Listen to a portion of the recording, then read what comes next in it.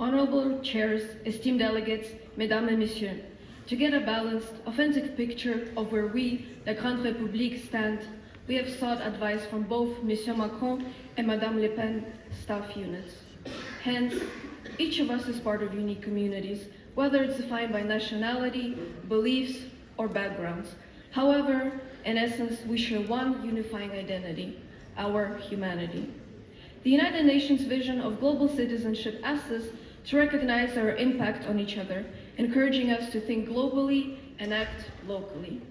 Meanwhile, however, the heart of France is being contaminated by people of foreign cultures that do not accept the true French values, by people who do not recognize the difference between boys and girls, entre les femmes et les hommes, by people that question la famille traditionnelle, by people that do not understand the importance of knowing where one belongs.